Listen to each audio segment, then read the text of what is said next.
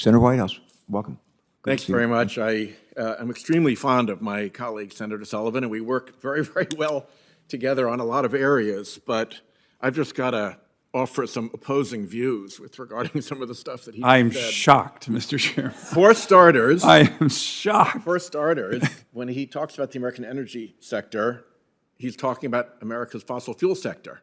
If you look at America's energy sector, the Biden administration is working very hard to grow as fast as we can the renewable energy that we need for the future, because climate change is an actual thing and the transition has to actually happen. I know that there are a lot of people, and particularly the industry, doesn't want climate change discussed by financial regulators, but for Pete's sake, every major central bank has sent out financial warnings about what climate change is going to do. Freddie Mac has warned of coastal property values crash cascading through the economy worse than 2008.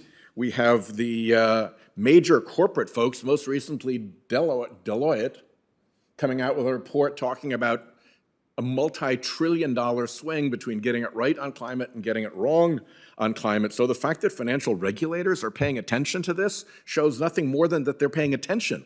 Of course they're paying attention to this. And as for the petition being filed by extreme environmental groups, the guy's name is Hansen. He was the top scientist for NASA. NASA got stuff driving around on the surface of Mars. Their scientists are actually pretty good at stuff. And his testimony first came out in this room with a Republican senator chairing it, John Chafee of Rhode Island, so I take this a little bit personally. And facts have proven his testimony in this room all those years ago extremely, extremely accurate. So there's my counterpoint to my friend Dan Sullivan's point.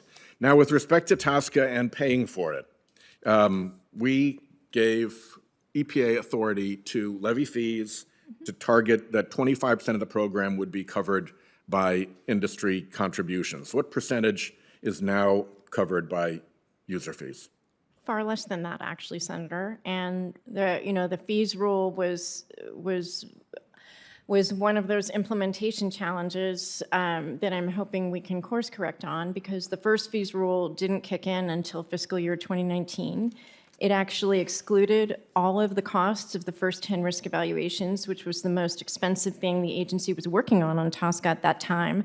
And as a result, it only collected about 12 or 13% of our costs, not the 25% that Congress expected and that every stakeholder supported.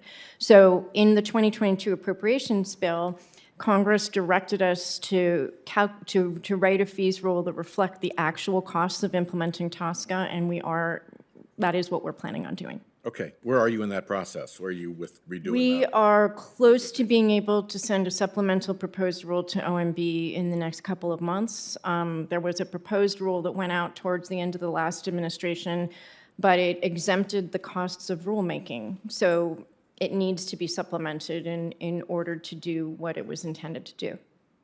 So you think it'll get to OMB by when?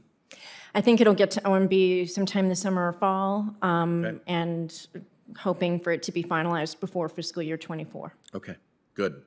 Well, I've used a good deal of my time on my It was time well used. Go ahead.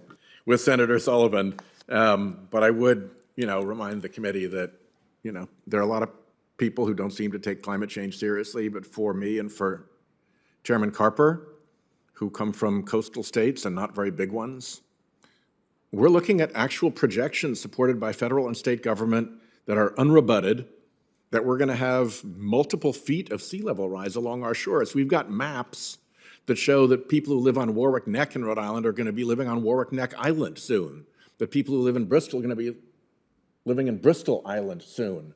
We have major thoroughfares that are going to be flooded out, which are also the escape routes from flooding. So we have enormous, enormous risks and challenges ahead of us. We have enormous expenditures. And all you have to do is read the newspaper, whether it's wildfires or droughts or lost water out west or massive flooding. Things have gone haywire in the Earth's operating systems, and we know why. And to pretend that it doesn't have something to do with burning fossil fuels is just simply fictional, magical thinking. And so we have to address it, and I hope we will. Thank you.